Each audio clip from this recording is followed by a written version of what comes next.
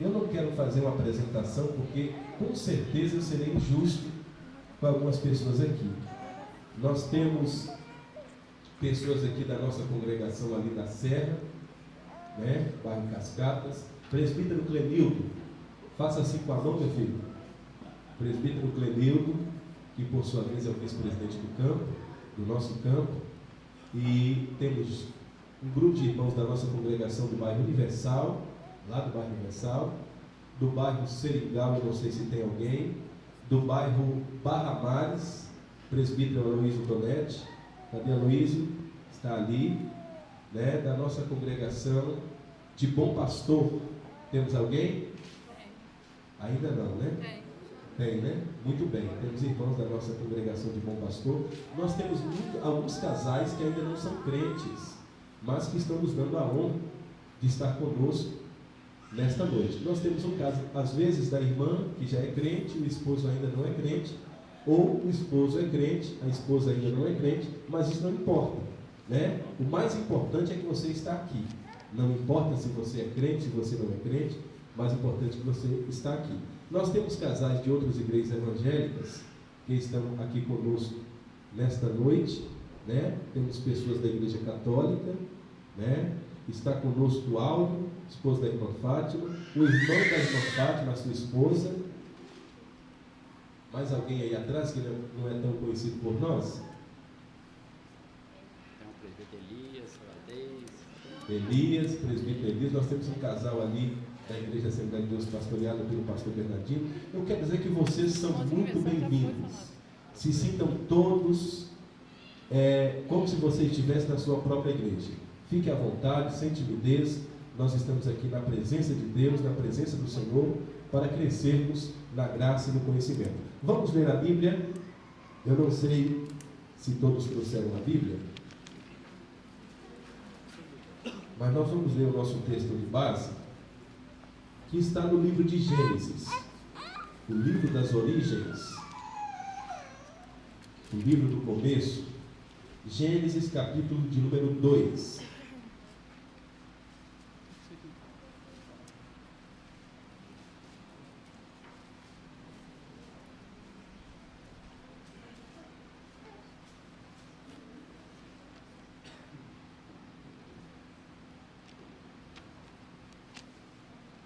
Gênesis, capítulo de número 2, versículo de número 1, 18. Versículo de número 18. Gênesis, capítulo de número 1, capítulo de número 2, versículo de número 18. Todos acharam? Amém?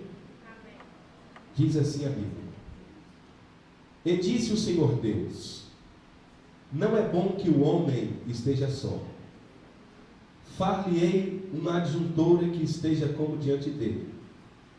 E havendo, pois, o Senhor Deus formado da terra todo o animal do campo e toda a ave dos céus, os trouxe a Adão, para este ver como lhe chamaria. E tudo que Adão chamou a toda a alma vivente, isto foi o seu nome. E Adão pôs nomes a todo o gado, e às aves dos céus, e a todo o animal do campo, mas para o homem não se achava adjuntora que estivesse como diante dele. Então o Senhor Deus fez cair um sono pesado sobre Adão, e este adormeceu, e tomou uma de suas costelas, e cerrou a carne em seu lugar. E da costela que o Senhor Deus tomou do homem, formou uma mulher, e trouxe-a a Adão. E disse a Adão: Esta é agora osso dos meus ossos, e carne da minha carne. Esta será chamada varoa, porquanto do varão foi tomada. Portanto deixará o varão o seu pai e a sua mãe, e apegar-se-á à sua mulher, e serão ambos uma só carne. Amém? Abra sua Bíblia mais à frente, o livro de Gênesis, o livro de Mateus, Evangelho segundo escreveu Mateus.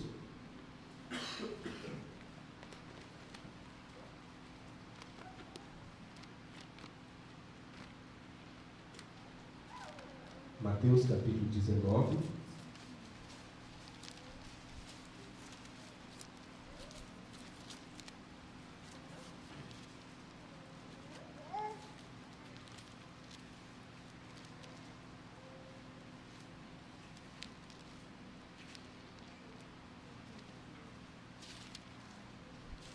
Mateus capítulo 19. Estaremos lendo alguns versículos deste capítulo para corroborar com o texto de Gênesis que nós temos lido. Todos acharam? Amém. Diz assim: E aconteceu que, concluindo Jesus esses discursos, saiu da Galileia e dirigiu-se aos confins da Judéia, além do Jordão. E seguiram-no muitas gentes, e curou-as ali. Então chegaram ao pé dele os fariseus, tentando-o e dizendo-lhe: É lícito ao homem repudiar a sua mulher por qualquer motivo?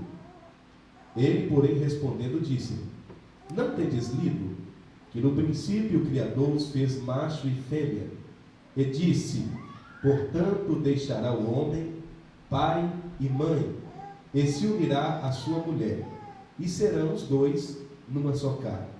Assim, não são mais dois, mas uma só carne.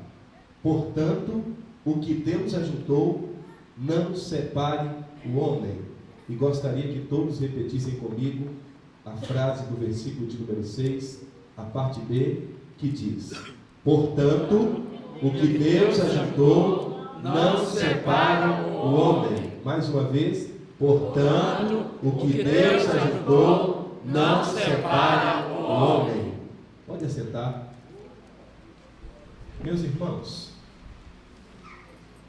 eu quero que essa parte B do versículo 6 do capítulo 19 seja o nosso tema e também seja o lema de nossa caminhada, pois nós estamos com o projeto de estarmos fazendo uma reunião de casais 2 vezes por ano. Por quê? Na verdade, a nossa intenção é fazer um confrontamento, no bom sentido da palavra. A nossa intenção é fazer uma antítese, tá? Com relação a tantas coisas deturpadas da palavra de Deus e daquilo que Deus estabeleceu para o matrimônio, para o casamento, que nós temos visto na sociedade comum, veiculado na grande mídia também, tá? E isso toma quase todo o tempo da mídia, concluindo que a família, né, o matrimônio, a família, nunca foi tão atacada, né, tão banalizada, como nos dias atuais que nós estamos vivendo. E nós vamos, à luz da Bíblia, aprender o porquê, né?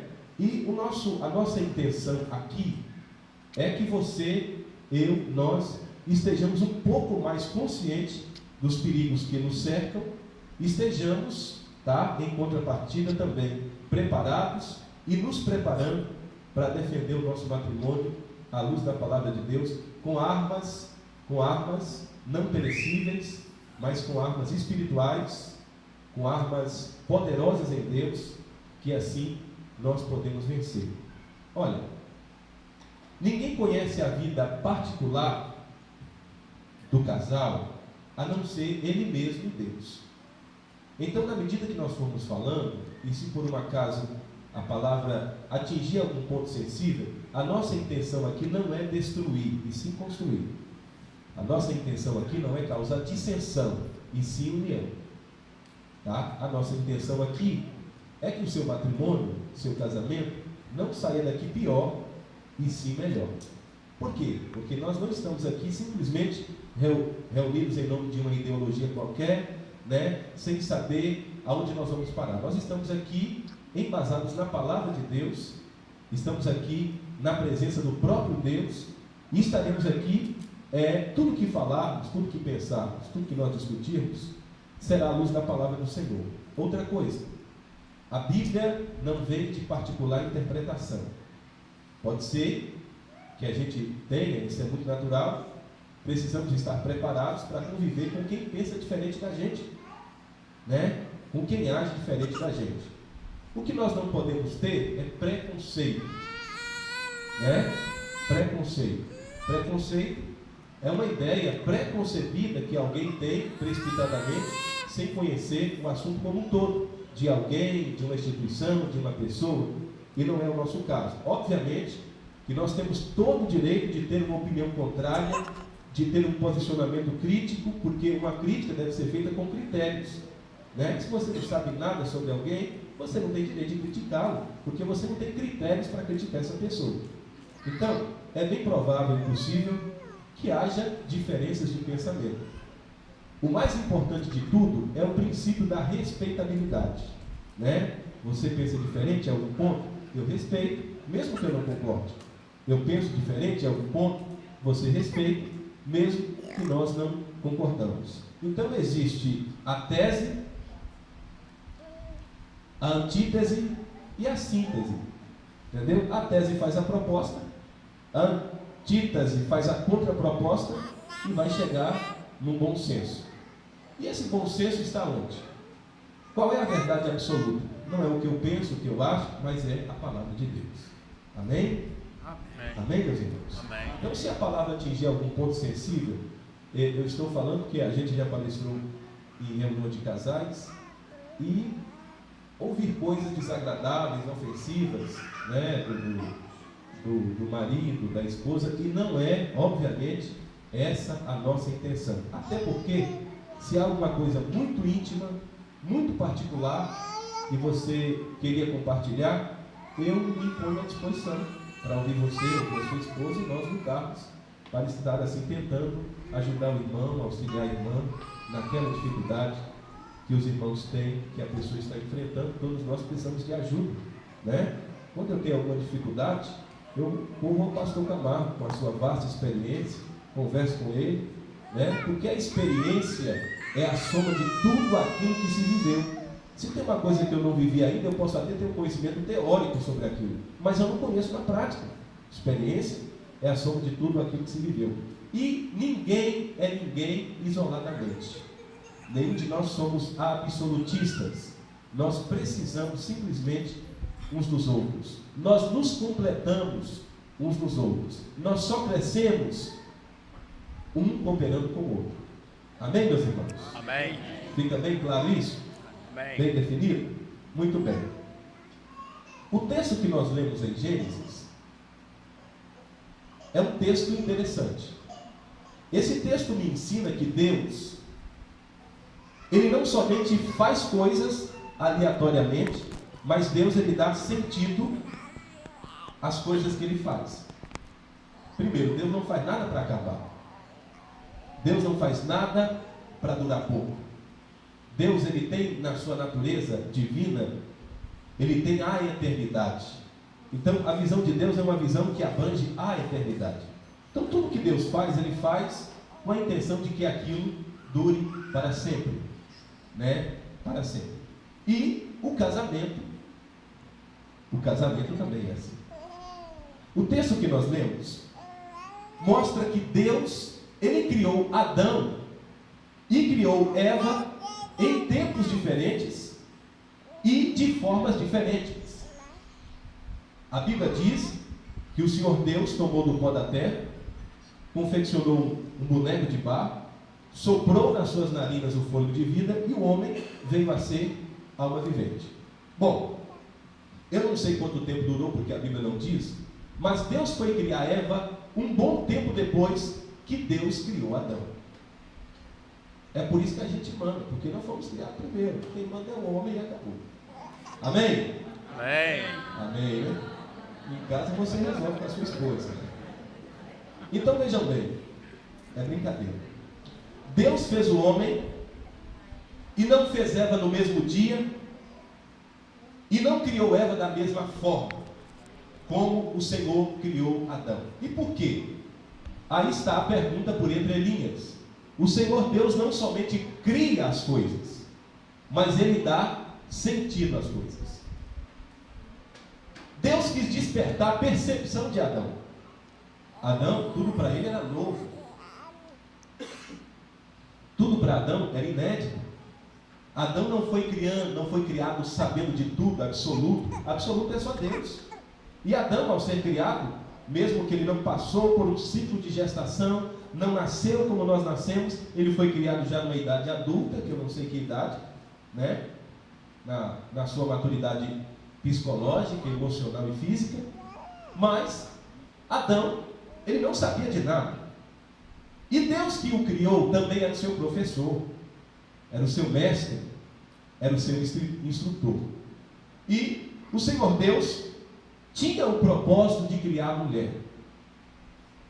Mas Deus queria dar sentido a essa criação.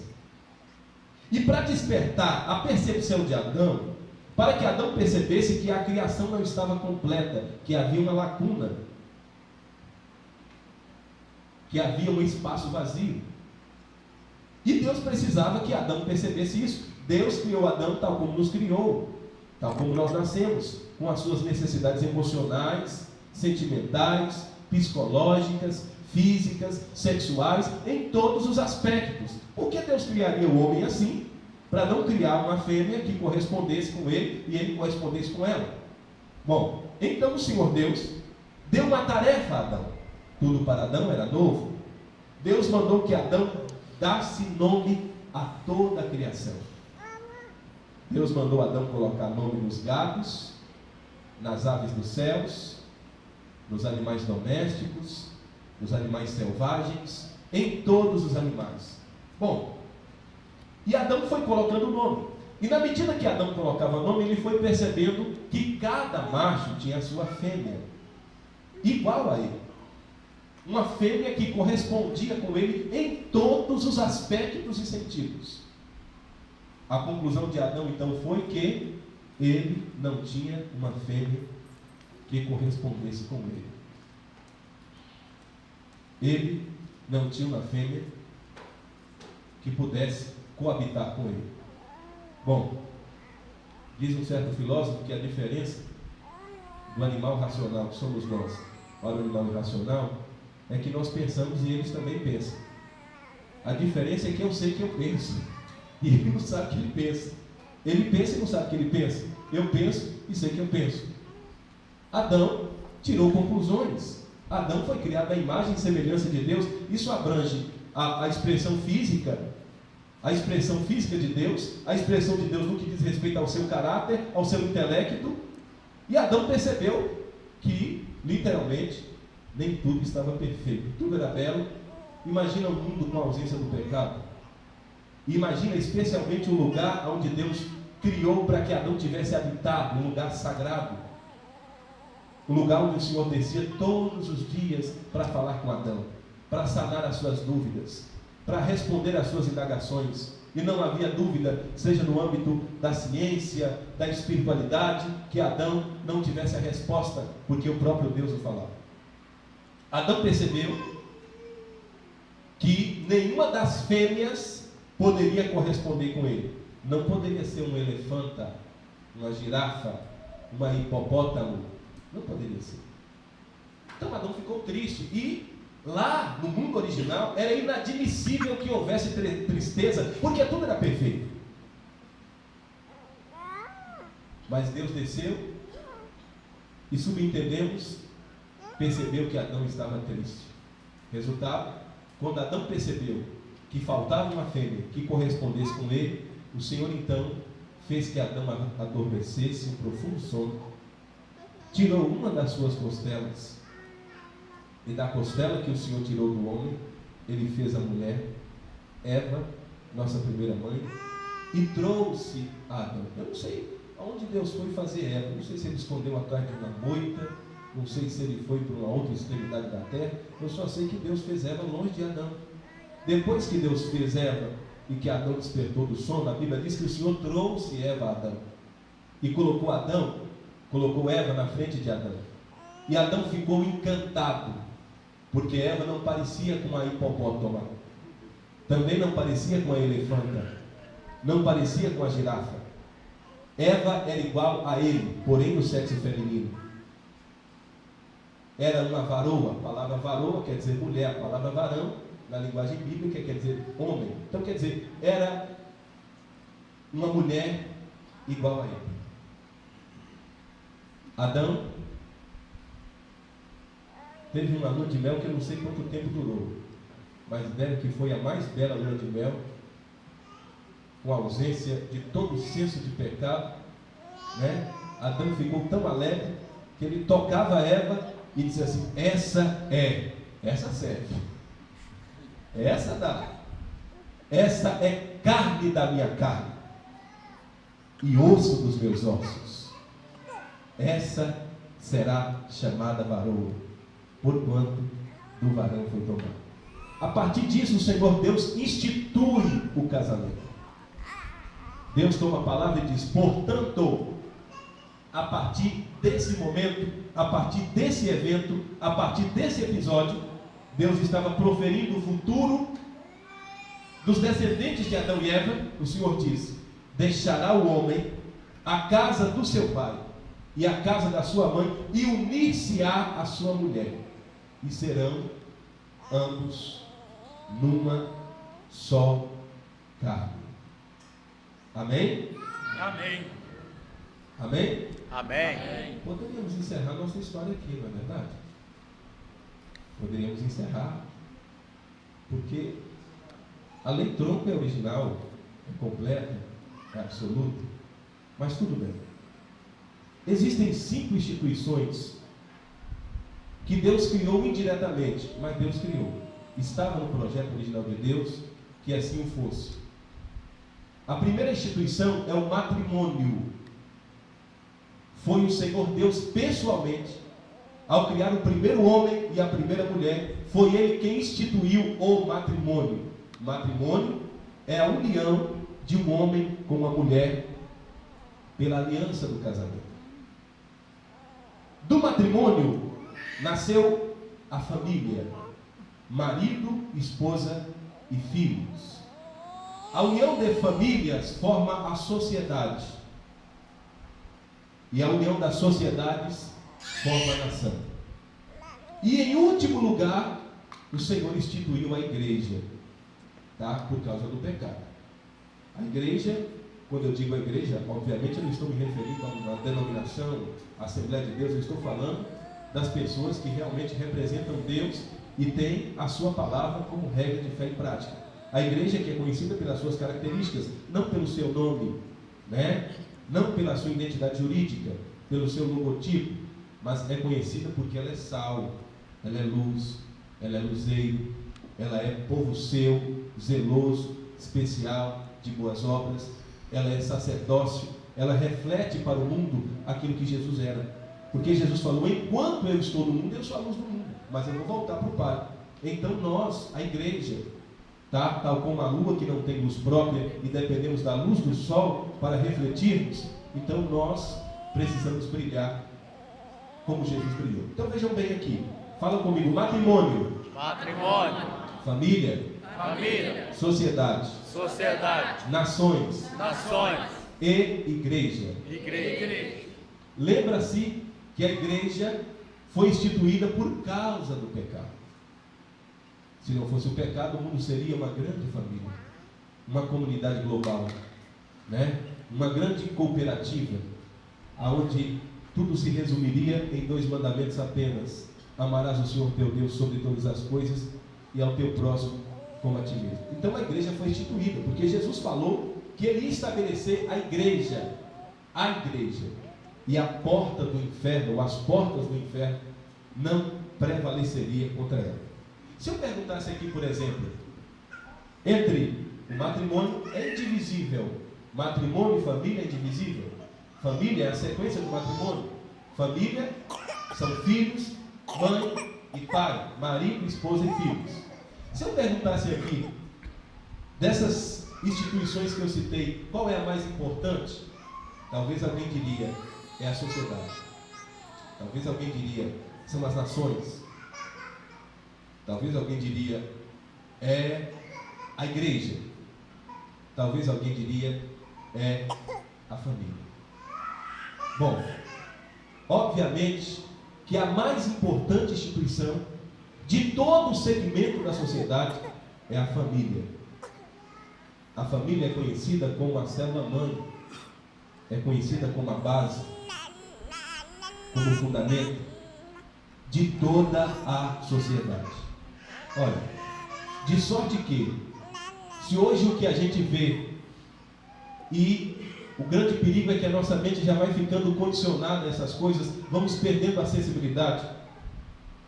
Hoje você pega o jornal, você lê o jornal, você vê noticiários, você abre a internet e você não vê notícias boas.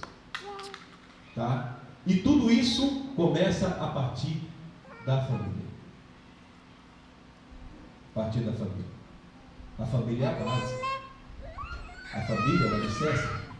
Toda a história e toda a conquista da sociedade está baseada na família. Na verdade, o ser humano ainda existe por causa da família.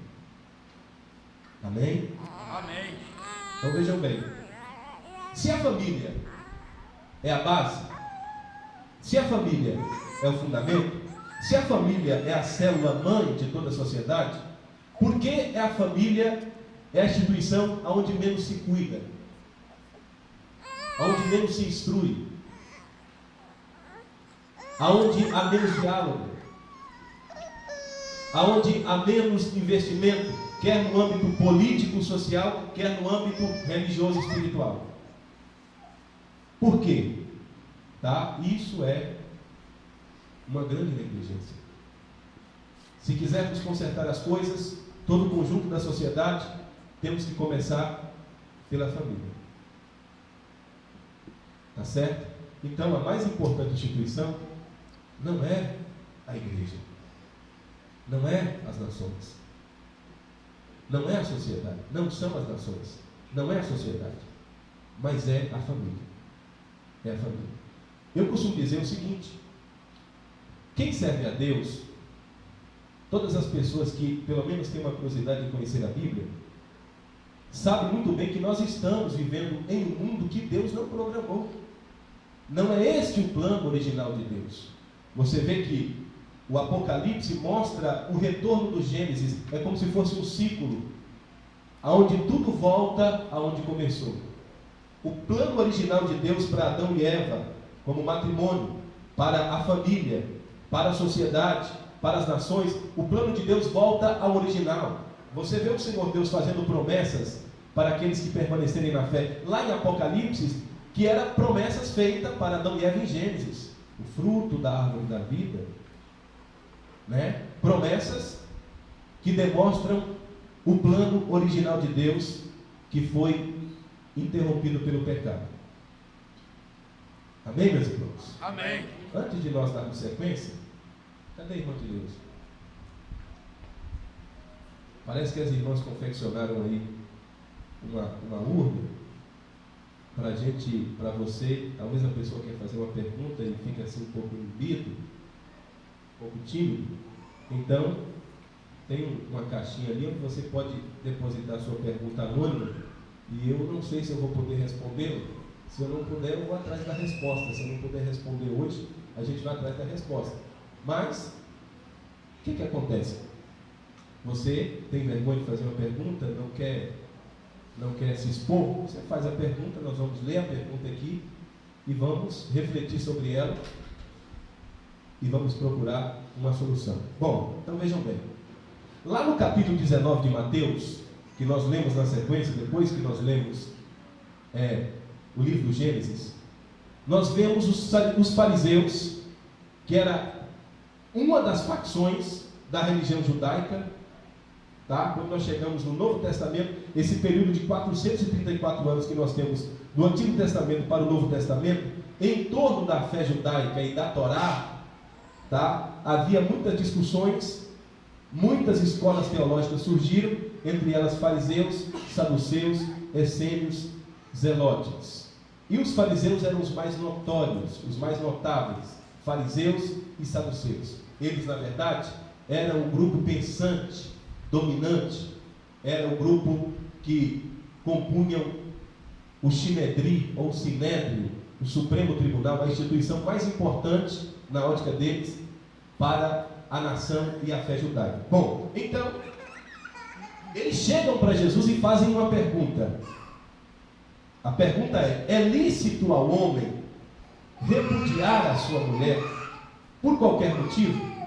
Eu acho interessante que Jesus não traz nada novo. Eu vou dizer uma coisa aqui, de antemão, que nós estamos falando, e é bem provável que nós temos pessoas, pessoas que veio do mundo, pessoas que não conheciam Cristo, pessoas que divorciaram, casaram de novo, e a nossa intenção aqui de maneira nenhuma é ofender você, não, de maneira nenhuma. Você veio para o lugar certo, para a casa de Deus, para a igreja, é aqui o seu lugar, diferente da denominação que você esteja, se é uma denominação séria, se a Bíblia é a regra de fé e prática, você está no lugar certo, e a nossa intenção não é ofender você de maneira nenhuma. Permaneça onde você está. Então, Jesus ele não trouxe algo novo. É lícito ao homem repudiar a sua mulher por qualquer motivo? Jesus disse a eles. Vocês não leram que no princípio Jesus estava se referindo ao Gênesis, capítulo 2, versículo 18, a partir do versículo 18, que nós lemos. Vocês não leram lei tronco, lei de origem, lei do princípio, não há nada novo. Jesus não podia mudar isso, era imutável, é imutável. Vocês não leram que no princípio o Criador fez macho e fêmea e disse, portanto, deixará o homem seu pai e a sua mãe e unir-se-á a sua mulher e serão ambos uma só carne. Agora não são mais dois, mas são uma só carne. Portanto, não separe o homem aquilo que Deus ajuntou. Não foi isso que Jesus respondeu? Eles fazem então a segunda pergunta. Então por que Moisés nos mandou repudiar as nossas mulheres e dar carta de divórcio? Jesus responde que Moisés autorizou o divórcio por pressão e dureza de coração. E ele novamente insiste na lei do princípio. Moisés, por causa da dureza do vosso coração, vos permitiu repudiar as vossas mulheres, mas no princípio não é assim. O que Jesus quis dizer foi, não é assim que está escrito em Gênesis. Não foi assim, nem para isso, que a família foi instituída. Portanto, não separe o homem aquilo que Deus ajuntou. Então, olha bem, se você analisar uma coisa que nós precisamos analisar, a humanidade vive num ciclo vicioso, e nós precisamos de limites, todos nós precisamos. Moisés, a princípio, para casos extremos, Moisés permitiu que os judeus dessem carta de divórcio e repudiassem a sua mulher. Bom, primeiro nós temos que perceber que nos domínios do Antigo Testamento a mulher era, não que Deus fizesse isso, não que o Senhor instituísse isso, mas a mulher era vista como uma raça inferior ao homem. Então, a princípio em casos extremos, depois a coisa ficou tão banalizada, a história paralela mostra isso, que os judeus divorciavam das suas mulheres até se elas queimassem a torrada, ou se o almoço ficasse um pouco salgado ou sem sal. É verdade. Outra observação, detalhe: a mulher que já era conhecida como uma raça inferior, e agora saindo de um casamento, porque lá está escrito assim, você encontra escrito em Deuteronômio, e há de ser que se um homem achar alguma coisa feia em uma mulher, e esta não o agradar mais, que dê a ela carta de divórcio e manda ela embora. Quer dizer, o camarada chegava em casa e cismava que quando ele saiu a mulher estava mais bonitinha. Chegou, a mulher não está tão bonita como estava. Então, carta de divórcio, vai embora. Primeiro, a mulher já saía, já era conhecida como uma raça inferior, já saía discriminada. Dificilmente ela conseguiria um outro casamento. Ela tinha que migrar para o ramo da prostituição automaticamente. Ela migrava para o ramo. O pai não recebia ela mais em casa. Um outro casamento não era possível para ela. Então, automaticamente, ela migrava para a prostituição. E é exatamente aqui que Jesus tem uma postura radical com relação a isso. Radical é a força de expressão minha. Jesus tem uma postura correta. Jesus não traz nada novo, a não ser citar a lei do Gênesis. Bom, agora vamos concordar numa coisa. A vida a dois é fácil? É fácil? Não. É fácil? Não. Mamão com açúcar, né? A vida a dois não é fácil. Não é fácil. Claro que não é fácil. Eu abri um parêntese aqui para falar das pessoas que vieram do mundo, e essas pessoas não podem ser discriminadas em hipótese alguma. Tiveram uma amarga experiência, enfim, vieram para a igreja. Eu costumo dizer que a igreja é a melhor e a pior instituição da sociedade. Por quê? Eu vi uma pessoa falar para o pastor que estava contando o testemunho dele essa semana, assim, no público, ela pediu a palavra. Eu achei engraçado aqui, pastor Camargo. Ela falou, o pastor estava dizendo que teve envolvimento com o tráfico de drogas, com o crime, e pela graça de Deus ele conheceu uma igreja evangélica que o incentivou, né, em todos os aspectos. Ele conseguiu fazer 4 faculdades. Primeiro aceitou Jesus e foi salvo e perdoado. Se formou em filosofia, sociologia, teologia e letras. Aí uma moça levantou e falou, pastor, por que quase todo pastor antes de ser pastor era bandido? Ela foi honesta, deu vontade de perguntar, ela perguntou. Liberdade de expressão. E ele pegou e ao seu jeito, da sua forma, argumentou e respondeu para ela. Porque na verdade, a igreja é a única instituição que não pode discriminar nem ter preconceito de ninguém. Jesus abriu as portas para toda pessoa. Aqui é lugar de mudar de vida realmente. Porque o apóstolo Paulo diz que o evangelho, que é pregado todo dia, ensinado todo dia aqui, é poder de Deus para a salvação de todo aquele que crê. A vida a dois não é fácil. E por que não é fácil? A Bíblia distribui mandamentos para homem e para mulher, para marido e para esposa. Tá? E quando vem os filhos, a Bíblia também dá mandamento a filhos. Se nós tivermos o zelo, olha bem aqui, se cada um se esforçar para cumprir a sua parte, de acordo com a Bíblia orienta, meu irmão, não haverá lugar para a separação. Haverá problemas, obviamente. Não existe casamento perfeito, obviamente. Não existe marido perfeito. Não existe esposa perfeita. Tá? Não somos perfeitos em nenhum âmbito de nossa vida. A vida a dois não é fácil. É por isso que a Bíblia dá mandamento para o homem e para a esposa. Quer ver um mandamento que as mulheres não gostam, mas que os homens gostam? Vós mulheres. Sabe o que é mandamento? Mandamento é uma coisa que não se discute, porque Deus sabe o que está falando. Todo mandamento não é porque Deus acha engraçadinho, está sentado lá no trono e olhando para a gente aqui, ralando para cumprir um mandamento, não. Os mandamentos de Deus são vida, são princípios de vida. Deus está presente nos 3 tempos. Deus está agora lá na eternidade passada. Deus está agora aqui no presente. Ele não estará, Ele está agora lá no futuro. Como é que pode ser isso? É por isso que em Hebreus 13:8 diz que Jesus Cristo é as 3 palavras, as 3 conotações de tempo está no presente. Jesus Cristo é o mesmo ontem, hoje e eternamente. Então vejam bem, há um mandamento que os homens adoram e as mulheres fazem bico. Vós mulheres, sujeitai aos vossos maridos.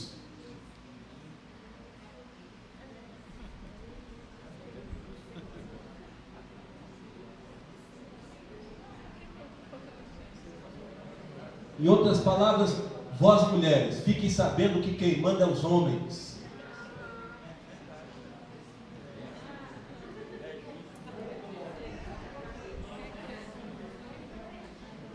Mas o versículo não termina aí. O texto prossegue dizendo: e vós maridos, amai as vossas mulheres. É assim, amém? Se fosse assim, já estava falido tudo quanto é casamento.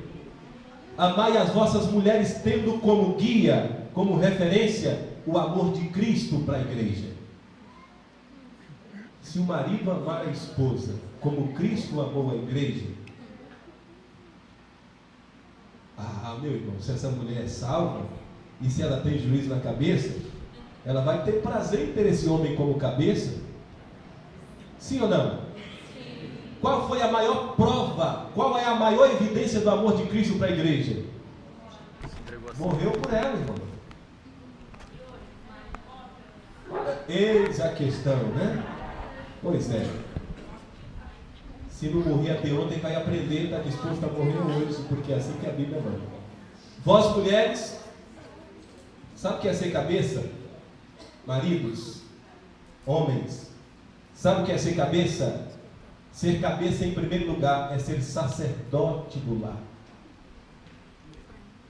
A Bíblia diz que Jó, olha bem para isso, atenda bem para isso. A jurisprudência de Jó, atenda porque eu vou dizer. A Bíblia diz que os filhos de Jó reuniam para fazer uma festa de família, uma confraternização entre irmãos. Reunia, matava um boi, fazia um churrasco, porque crente come, isso não é de hoje não, irmão. Crente é uma raça que come e que faz medo. Então os filhos de Jó, pai crente, fazendeiro, rico, podiam matar um boi todo final de semana, que não ia fazer diferença na infinidade de bois que Jó tinha. Matavam um boi, faziam um churrasco, e ali se alegravam. Olha, a Bíblia diz que Jó levantava de madrugada, fazia um sacrifício a Deus, para que se algum dos filhos, talvez esquentado pelo vinho, tivesse proferido alguma palavra que ofendesse Deus na sua santidade, Deus pudesse perdoá-lo. Ser líder é ser sacerdote da sua casa.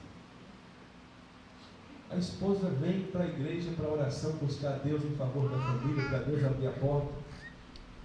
Estou falando para a esposa que é crente e marido que é crente. Entendam o que eu estou falando. Aqui eu estou falando para quem é crente. E a esposa vem orar. Eu estou falando para a esposa que é crente e para o marido que é crente. E o marido não vem ajudar ela a orar. Não ora em casa para interceder pelos filhos. Detalhe, e ele quer ser cabeça.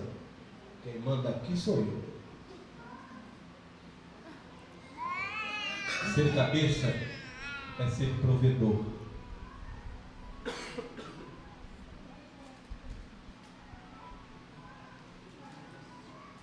É ser provedor. A mulher que se vire. Eu aprendi com a biologia, e eu aprendi que na família do leão, é o folgado falando, eu aprendi que na família do leão, quem caça é a leoa, e ela tem que pagar pela proteção que o leão dá. Mas leão é leão, homem é homem, mulher é mulher. Lá funciona assim, aqui não funciona assim. Leão pensa, mas não sabe o que pensa. Eu penso e sei que eu penso. Essa é a diferença. Então ser cabeça, maridos, também é ser provedor. É ser provedor. Olha, a gente passa por dificuldades, todo mundo passa. Mas você morre lutando para ver o bem da sua família, a prosperidade da sua família, em todos os aspectos. Você pode até nunca atingir o seu objetivo. Olha aqui, quando você tem um objetivo, eu vou chegar até aquela cadeira, eu vou tentar, eu posso até não conseguir, mas pelo menos sair do meu lugar de acomodismo onde eu estou, eu vou sair. Não é à toa que os homens têm a visão mais dinâmica. Isso não faz da mulher inferior, é para ele exercer isso. Ser liderança é ser sacerdote, é ser provedor, é ser protetor. Só encosta na minha esposa se passar por cima do meu cavalo, irmão. Está pensando o quê? Né? Ou em algo, dá um problema lá fora, um marmanjo entra no banheiro e diz: mulher, vai lá ver o que está acontecendo. Depois você vem e você me fala. Ser submissa ao marido. Diz um certo pregador, irmãos, que tem mulher que também é igual uma pingueira de uma casa de telha furada. Não deixa nenhum indivíduo raciocinar, pensar qual a decisão tomar naquele problema. Fala, fala, fala, fala, fala, fala. Você sabia? Ela acha brilhante o esposo de todo mundo, mas ridiculariza o esposo dela. A crítica excessiva bloqueia a inteligência, tá? Mas o elogio abre as janelas da inteligência. Então veja bem, a Bíblia distribui mandamentos em todos os aspectos. Marido, cabeça. E o que é cabeça? Se eu fosse falar mais aqui, o tempo não dá, né? A noção, o que é cabeça, à luz do contexto bíblico, o que é liderar, as regras da liderança, à luz da Bíblia, todos nós, maridos, homens, precisaríamos rever os nossos conceitos, os nossos princípios e os nossos valores. Amém, meus irmãos? Alguém levantou a mão assim? Eu vi alguém levantando a mão assim. Pode falar, irmã Sílvia.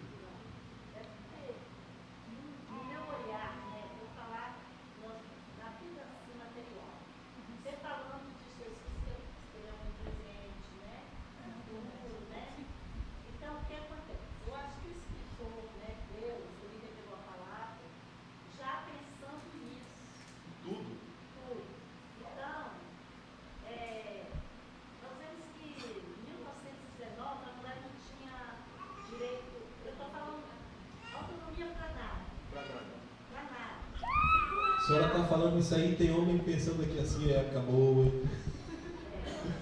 tempo que não volta mais. Uma mulher se separasse do marido, ela era humilhada, ela era rejeitada pela família, né? E até mesmo pela sociedade, porque essa pessoa podia ter sua formação que fosse, mas ela não conseguiu mais emprego porque era uma rejeitada da sociedade. Então, o preconceito imperava muito mais. Mas com o passar do tempo, Deus teve um estudo, Deus conheceu essa mulher, ela tem uma voz por cima, ela conquistou, né? Conquistou a sua autonomia, o seu espaço na sociedade, né? Então isso serve para nós que somos cristãos, para usar isso como sabedoria, né? Então veja o que você está falando, com esse esclarecimento na mente, Deus, ele sendo conhecedor de tudo, ele fez isso aí. Não é bom não haver separação, a não ser pelo adultério, né? Uma coisa mais grave, né? Então, o que acontece? Porque Deus conhecia mesmo. Com certeza. Uma mulher, né? Agora, essa semana, eu assistindo uma reportagem, foram 3 grupos que já conquistou lei na sociedade, assim, conquistou coisas na vida, que é a mulher, né, os pobres, né, e os negros. São 3 grupos de pessoas que estão conquistando. Mas isso não quero atrapalhar, né, o coisa, mas eu quero falar isso, que hoje nós vivemos uma época em que essa mulher pode servir a Deus, Com ela certeza. pode amar o seu marido, mas também não deseja para nenhuma irmã, não aceite ser humilhada, ser coisa. Seu marido tem que saber de respeitar que você tem casamento seu abençoado por Deus, com pessoas a respeito. Com certeza. Nós estamos entendendo aqui, a irmã Cília falou de 1970. Eu citei, por exemplo, o fato de Moisés, que tem mais de 4.000 anos. 1970 está um passado próximo ao nosso presente aqui. 1970, tá? 40 e poucos anos, né? Imagina, se a mulher já era vista na sociedade dessa forma, imagine há 4.000 anos atrás, né? Uma coisa assustadora. Então, a grande questão é o seguinte: o que a Bíblia dá é princípios, para que esses princípios possam nos dirigir, nos guiar. Então, nós estamos entendendo aqui, basicamente, o que é ser cabeça. Por que a Bíblia diz? Porque isso soa para muitas pessoas como uma atitude, como um princípio de discriminação, de inferioridade. Então, eu tenho que obedecer o meu marido em qualquer situação, eu tenho que estar submissa. Não. Não, obviamente que não.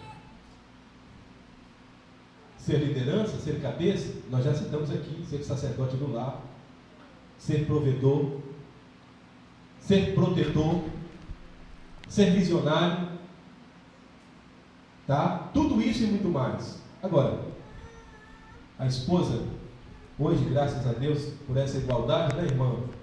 A Bíblia não traz um princípio de igualdade.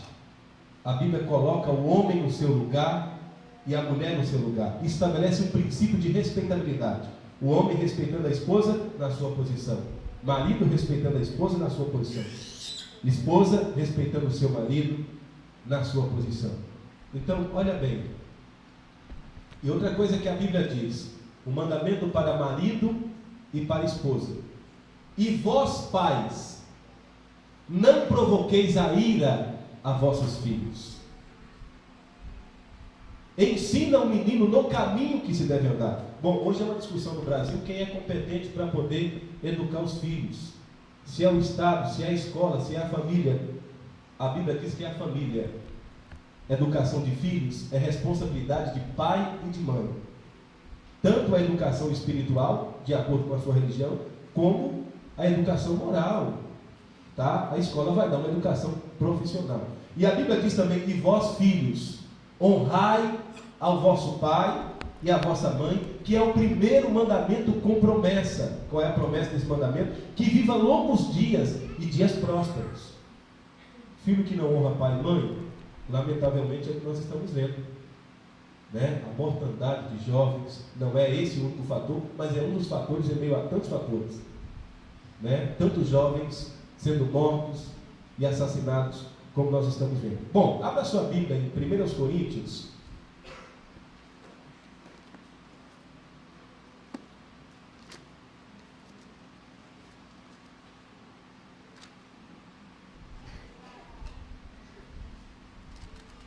Capítulo de número 7. Nós vamos ler alguns versículos.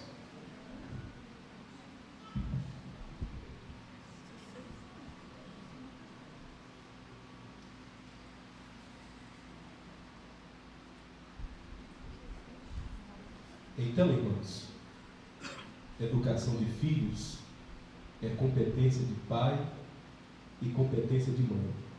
É uma responsabilidade intransponível, intransferível, que não pode se transferir, a não ser por um motivo extremo, por uma fatalidade. Mas em via de regra, a educação dos filhos é competência de pai e mãe. E educar, irmãos, quando a Bíblia diz, por exemplo, nós falamos isso aqui sempre, quando a Bíblia diz: ensina o menino no caminho, quer dizer, é ensinar o menino a praticar aquilo que eu estou praticando, senão é uma atitude de hipocrisia. Ensinar os meus filhos uma coisa que eu não vivo, uma coisa que eu não sou exemplo, uma coisa que eu não tenho caráter, que eu não tenho moral, obviamente é uma atitude de hipocrisia. Antes de ensinar os nossos filhos, nós temos que viver aquilo, tá? Para ensinar honestidade, para ensinar o filho tudo que ele precisa aprender, tudo que é bom, tudo que é justo, tudo que é honesto, primeiro nós temos que fazer, nós temos que praticar, para depois ensinar aos nossos filhos. Amém, irmãos? Amém. 1 Coríntios capítulo 7 está escrito assim: ora, quanto às coisas que me escreveste, bom seria que o homem não tocasse mulher. Paulo está dando um conselho aqui, e nós vamos entender isso melhor, porque Paulo tinha uma birra com mulher que era um problema sério. É brincadeira. Paulo dá um conselho para nós homens para não casar. Bom seria que o homem não tocasse mulher, não casasse. Bem, vamos lá. Sabe por quê? Ora, você pode ler o que nós lemos lá em Gênesis, um pouco antes, quando a Bíblia diz assim: não é bom que o homem fique só. Aqui você encontra Paulo dizendo: bom seria que o homem não tocasse em mulher. Não há uma contradição aqui, porque casamento não é mandamento, casamento é instituição. Se eu decido me casar, eu não peco. Se eu decido ficar solteiro, também não peco. Casamento não é mandamento, é instituição. Então Paulo aqui não está se chocando com o que está escrito em Gênesis. Olha, quanto às coisas que me escrevestes, bom seria que o homem não tocasse em mulher. Mas por causa da prostituição, cada um tem a sua própria mulher e cada um tem o seu próprio marido. O que Paulo está dizendo aqui? Bom, obviamente que ninguém casa só por causa do sexo. Mas o contexto da palavra de Paulo, respondendo a indagações da igreja que estava em Corinto, com dificuldades para entender algumas coisas, Paulo diz que bom seria que o homem ficasse só, isto é, ele tem direito de ficar só, decidiu não casar, ele não peca, não pode ser mal visto ou discriminado por isso, mas ele precisa se abster da relação sexual. É isso que Paulo está dizendo. Por quê? Porque a relação sexual fora do casamento, praticada por solteiros, a Bíblia chama de prostituição, fornicação. E a Bíblia diz que os que se prostituem, os fornicários, não herdarão o reino dos céus. Então, por causa da prostituição, cada um tem o seu próprio marido e cada um tem a sua própria esposa. O versículo 3 é um pouco mais sério. Diz assim: o marido pague à mulher a devida benevolência, e da mesma sorte a mulher ao marido. Vou perguntar uma coisa aqui e vou deixar a pergunta no ar. Olhem para mim aqui. Sexo é obrigação? Bom, na sua ótica, no seu pensamento, no casamento, digo, no contexto do casamento, entre marido e esposa, sexo é obrigação? Sim ou não? É. Só estou ouvindo homens falar assim, por quê? Sim ou não? Sim. Bom, você está falando assim só porque alguém falou, aí você não pensou, não refletiu, não há reflexão. Sexo no casamento é obrigação? Sim. Ronaldo é o primeiro a falar que sim, né, Ronaldo? Sim ou não? Alguém diz que não, alguém diz que sim. Bom, a Bíblia diz que é obrigação. Obviamente, o sexo não pode ser praticado como uma obrigação. Mas o sexo no casamento é dever do marido, é dever da esposa. Quando a Bíblia diz aqui no versículo 3, o marido pague a mulher a devida benevolência. Calma aí, hein? Segura, pisa no freio aí, meu irmão. Não é assim também não. Vamos entender. O marido pague a mulher a devida benevolência. E da mesma sorte a mulher pague ao marido. A mulher não tem poder sobre o seu próprio corpo, mas tem-no o marido. E também da mesma maneira, o marido não tem poder sobre o seu próprio corpo, mas tem-no a mulher. Bom, você pega esse versículo aqui sem o bom senso, sem analisar uma série de textos e contextos relativos a isso, o camarada vai virar um maníaco. Ou a mulher vai virar uma maníaca. Né? Está escrito na Bíblia. Está escrito como? Em que contexto? Qual a interpretação? Está escrito na Bíblia. Obedece a Bíblia ou vai para o inferno.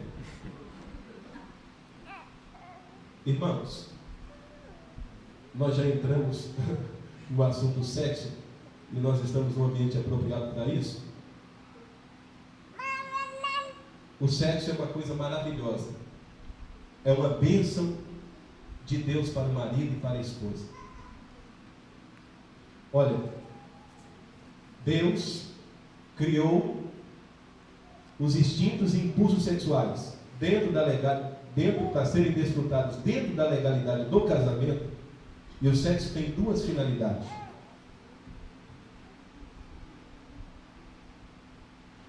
Sexo é a atitude mais íntima de todo relacionamento humano. Segundo, sexo foi instituído para gerar momentos de muito prazer entre um homem e uma mulher legitimamente casados. Segundo, a procriação da raça humana. O Senhor Deus, isso é antes do pecado. Vamos corrigir aqui um pensamento errado que pensa que o pecado original praticado por Adão e Eva foi o sexo. Até pegaram em poesias, música, escritas, estigmatizaram a maçã como sendo o órgão genital feminino. E não é nada disso. Tá? O sexo praticado pelo casal não é pecado.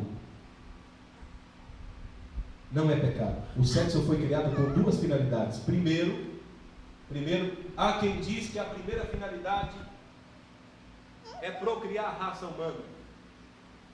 E em segundo plano, se for possível, se der, se não der, não tem problema, gerar momentos de prazer entre um homem e uma mulher. Isso não é verdade.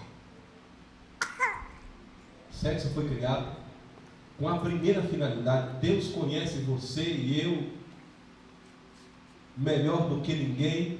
Foi Ele quem nos criou. O sexo foi criado com a finalidade de promover momentos de profunda intimidade, prazer entre um homem e uma mulher.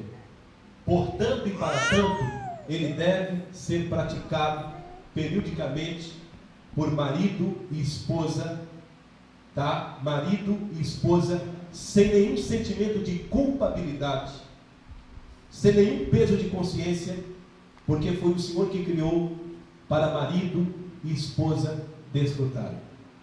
Em um segundo plano, para a procriação da raça humana. Olha bem, quando a Bíblia diz, e nós vamos analisar, o tempo é pouco, quando a Bíblia diz que no casamento o homem e a mulher se tornam uma só carne, isso não é com o ritual do casamento ou o desfecho final do ministro que está fazendo o casamento, não. Isso se completa na cama. Isso se completa com a relação sexual.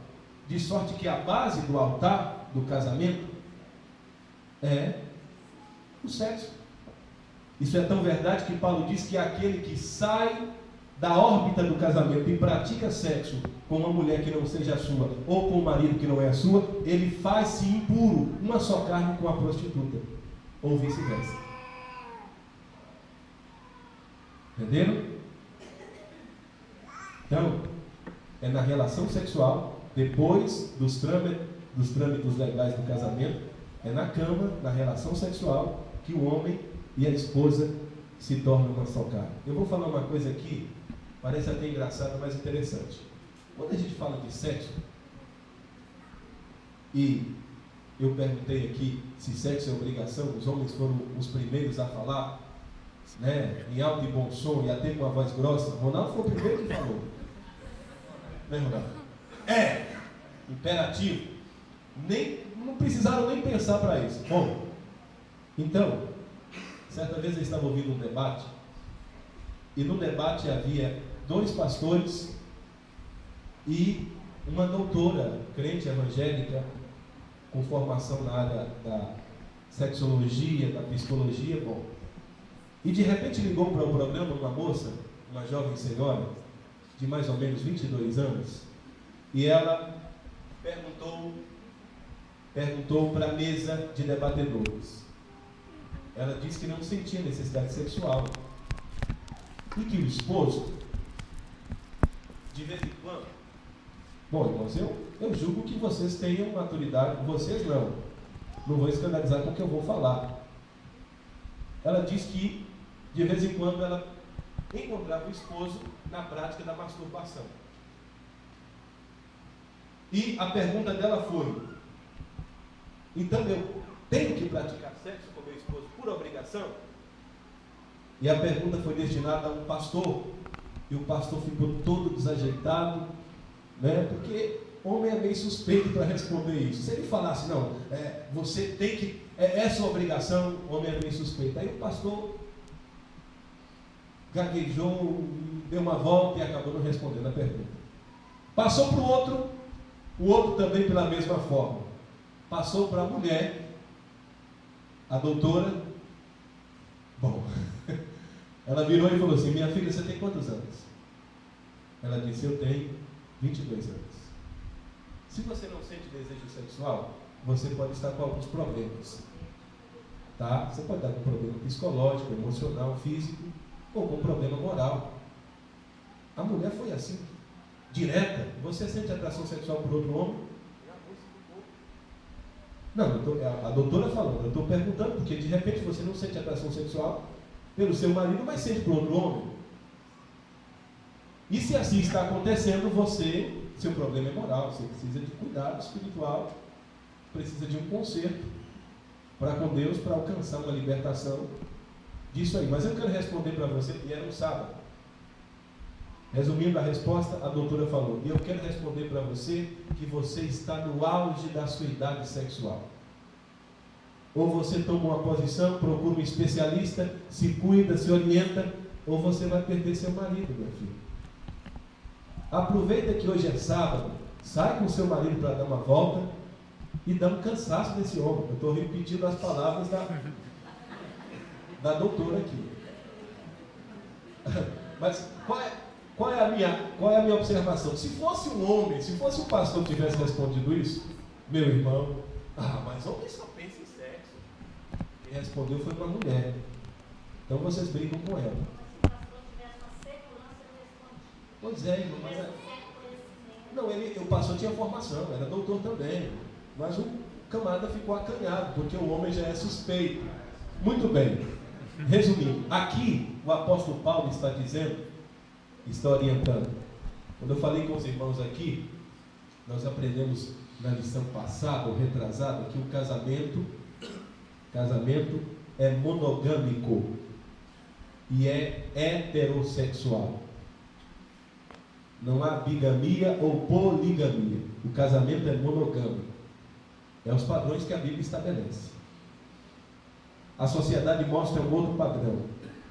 Veicula a propaganda de um outro padrão fora dos parâmetros da palavra de Deus. Então, se a moça estava com um problema moral, se ela talvez não estava sentindo atração sexual pelo marido, o marido estava certo em praticar masturbação? Não é uma atitude correta, pura, legal a se tomar, mas a doutora ainda acrescentou: olha, seu marido com certeza está fazendo de tudo para não trair você, tá? Então você toma jeito, a palavra da doutora, não é minha não, toma jeito, aproveita que hoje é sábado e dá um sossega-leão nesse moço. Foi a doutora que falou. Muito bem, irmãos. Amém? Alguém quer falar mais alguma coisa? Essas questões assim são polêmicas, dividem ideias, pensamentos. Cadê a urna? Tem pergunta aí? Você falou nesse negócio de sexo, meu irmão. Fala, Cláudio.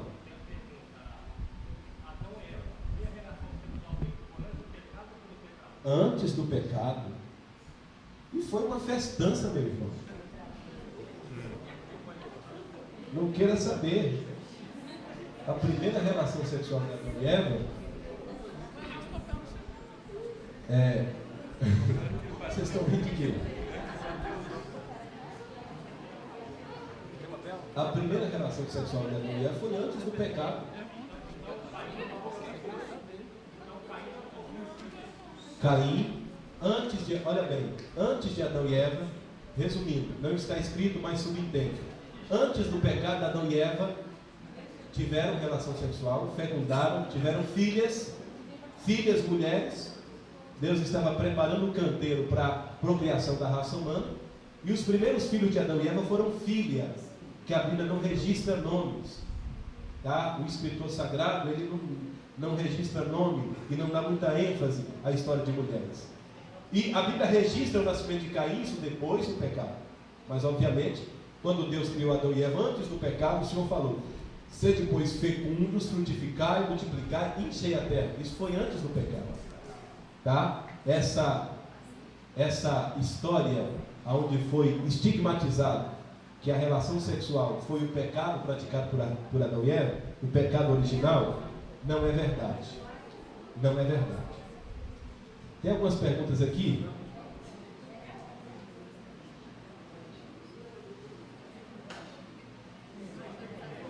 Eu confesso que eu não estou entendendo essa letrinha pequena. Ele escreve maior, irmão. Fica com vergonha não. Escreve maior porque eu já uso óculos nem à toa.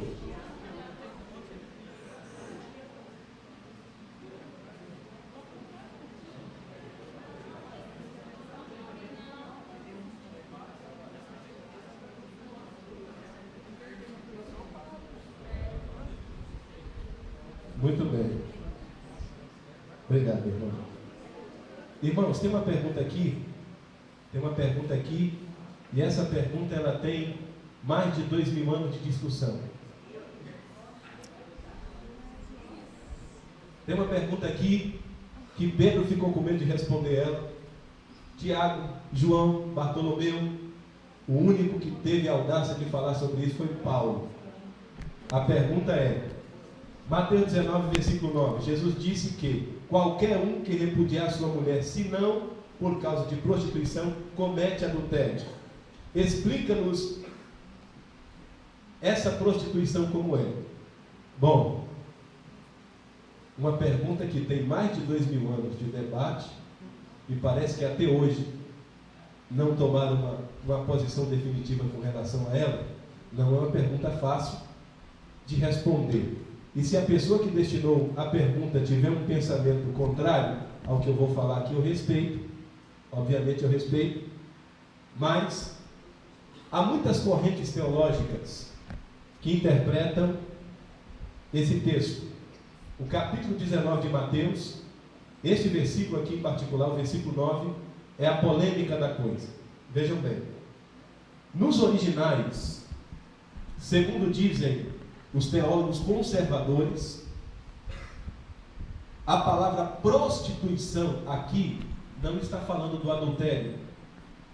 Então não trata-se de sexo que foi praticado por um dos cônjuges que já estavam casados.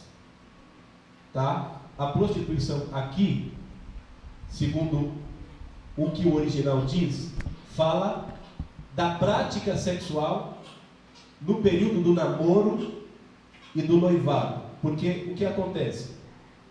Em tempos passados, vamos tentar explicar melhor.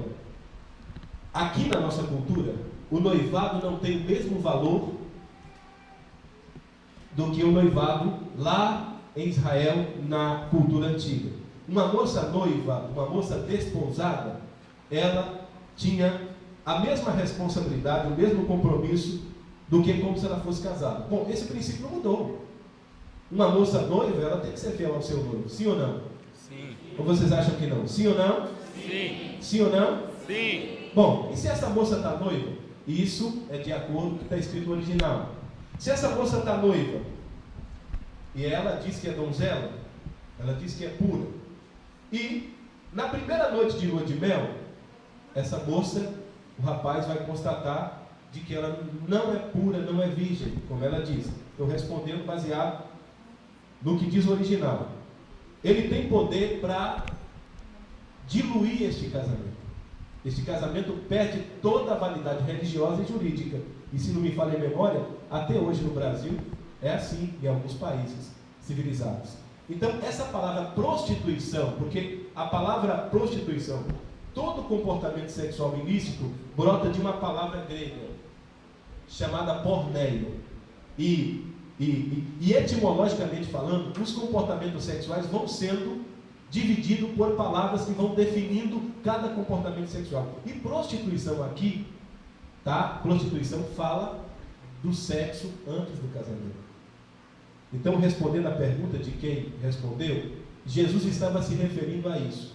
Você prossegue lendo Mateus 19 e Jesus vai mostrando a dificuldade do casamento, que os discípulos olham para Jesus e falam assim: Senhor, se essa é a verdadeira condição do homem para a mulher, então é melhor não casar.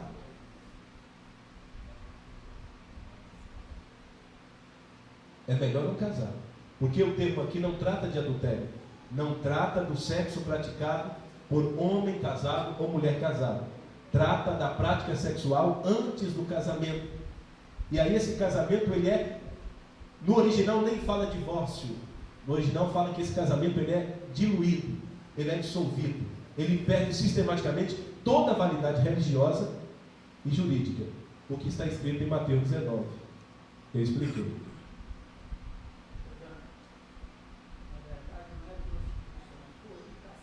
Fornicação. Fornicação e prostituição, partindo nesse contexto, é o sexo praticado por solteiros. E o que vai acontecer em meio às igrejas evangélicas, se tratando principalmente da nossa, né, e as demais igrejas que estão trabalhando com essa revista? O que vai acontecer quando nós chegarmos na lição de número 7? Polêmica, lição número 7. O que vai acontecer é que a Bíblia ela tem que continuar sendo a nossa regra de fé e prática. Porque veja bem, a lição de número 7, toda e qualquer lição, ali está refletindo a visão interpretativa de um comentarista ou de um grupo de comentaristas. Ela não é verdade absoluta, é verdade absoluta. A minha interpretação não é verdade absoluta. A Bíblia é verdade absoluta, mas a minha interpretação não é. É por isso que a Bíblia diz que nenhuma interpretação, nenhuma profecia vem de particular interpretação. Entendeu, irmão Clemir? Ali está realmente bem polêmico. Mas eu digo aos irmãos, volto a dizer,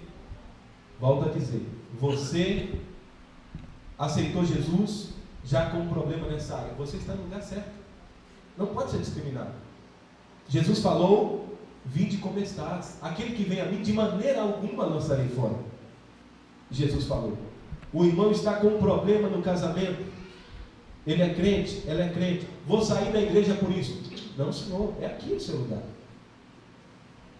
É aqui o lugar de solucionar problemas. Amém, meus irmãos?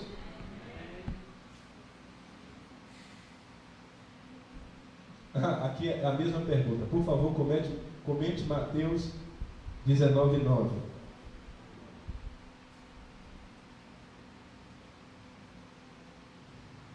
Nós temos uma pergunta aqui. Você acha certo o marido trabalhar e achar que... Fala uma pergunta. Você acha certo o marido trabalhar e achar que... Está indefinida a pergunta. A pessoa que fez pode reformular a pergunta.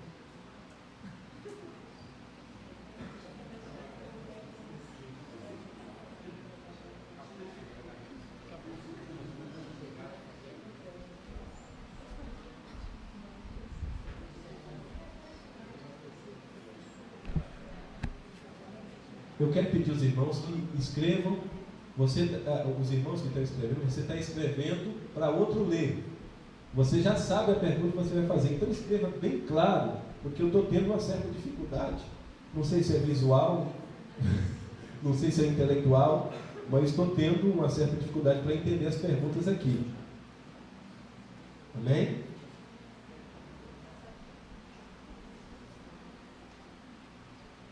Bom,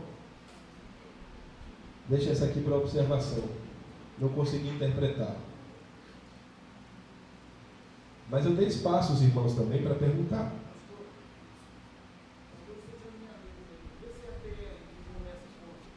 Hã?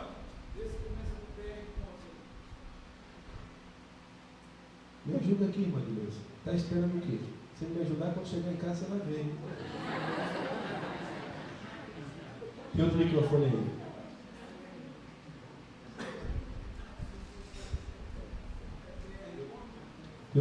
PR ponto não é, meu irmão. Não é. Muito bem, então vamos aqui. Enquanto ela interpreta as perguntas, então nós já sabemos que o sexo foi criado. E outra coisa que eu vou dizer para os irmãos, obviamente, o crente, servo de Deus, ele tem deveres devocionais, né? Eu falei que o sexo deve ser desfrutado intensamente, a vida passa rápido, e o vigor também deve ser vivido intensamente pelo marido e pela esposa. Nós falamos aqui um pouco sobre filhos, mas o marido e a esposa também não devem esquecer de que tem uma vida devocional, tá? Uma vida, por exemplo, quando você dedica ao jejum para alcançar um objetivo, não pode associar o jejum à prática sexual. Ah, pastor, então é pecado. Não, não é pecado. Essa é uma questão de bom senso. Eu vou dizer uma coisa. O sexo no casamento, apesar de não ser pecado, não é pecado, mas o sexo é uma coisa que satisfaz os seus desejos carnais. Hã?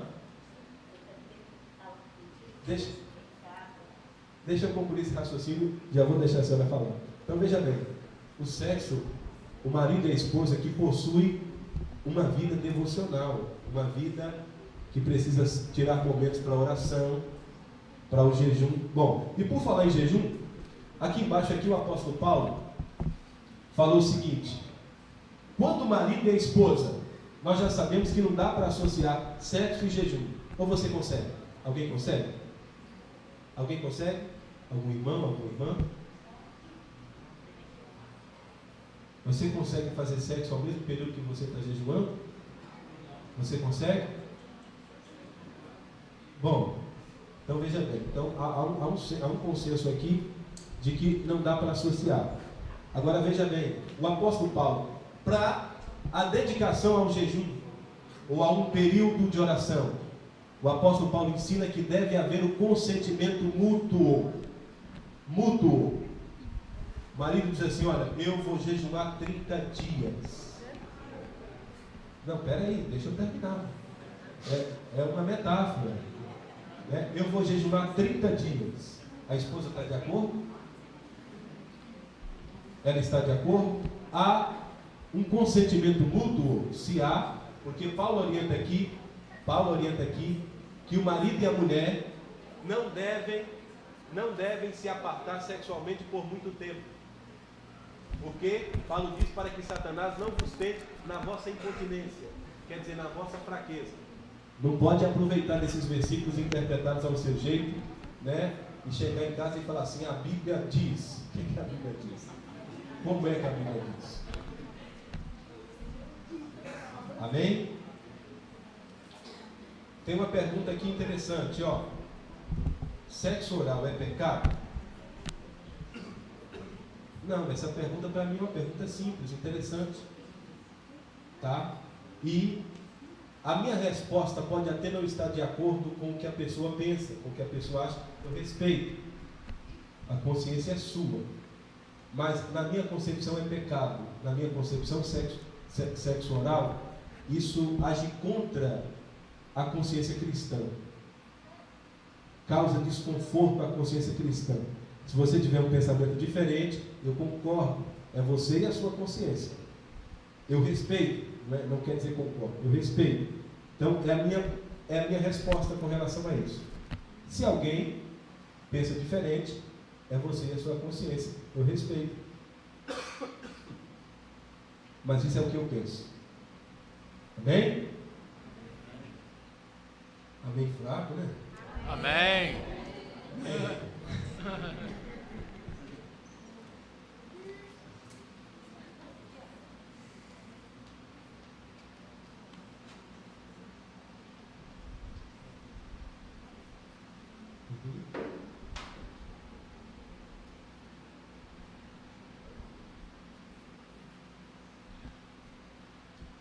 E quando a mulher diz que aguenta ficar sem sexo, a pergunta para mim está incompleta. Por quê?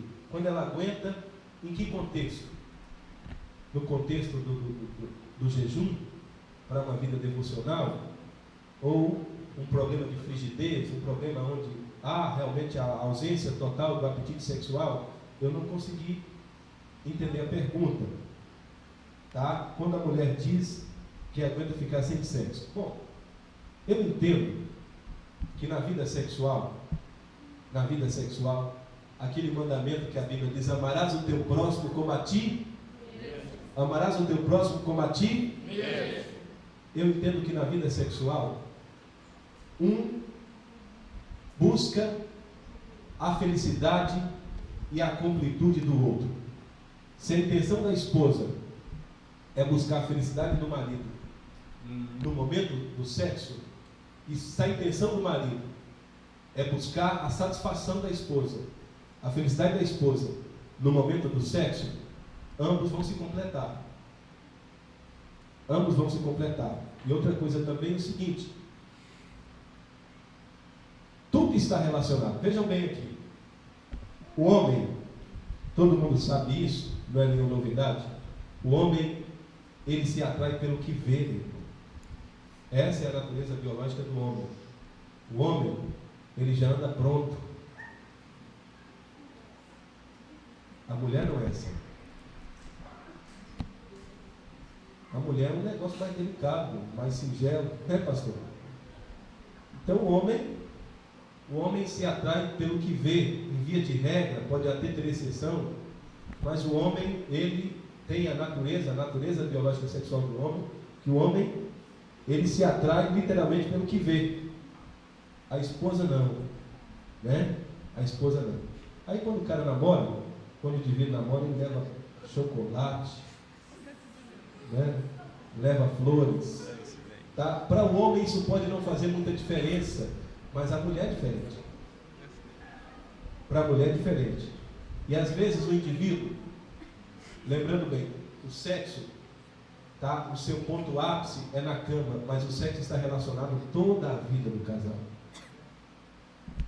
Toda a vida do casal. Para a esposa estar bem na cama, ela precisa estar bem em muitas outras áreas. É assim ou não é, irmãos? É assim ou não é? A gente tem que falar dessas coisas sem acanhamento, sem tabu, porque a Bíblia, que é a nossa regra de fé e prática, nós devemos entender essas coisas, né? Então veja bem, a mulher não é dessa forma. A mulher não está preparada para o sexo da mesma forma como o homem. A mulher gosta de ouvir coisas, ficou vago aqui, né? Coisas românticas, coisas bonitas, coisas singelas, né? Aí um amigo meu diz, olha aqui para mim, um amigo meu conta que a moça, e toda moça ela tem a fantasia do príncipe encantado, né? Pode até ser um negão igual eu, mas eu sou o príncipe encantado da Dileuza, entendeu? E aquele negócio de que vem montado no cavalo, bom, é claro que de forma fantasmagônica, a mulher imagina assim, mas em via de regra, aqui hoje, no preto e branco, na vida real, ela espera que o marido seja seu herói, seu príncipe encantado, né, Dudu? Então veja bem, preste atenção aqui.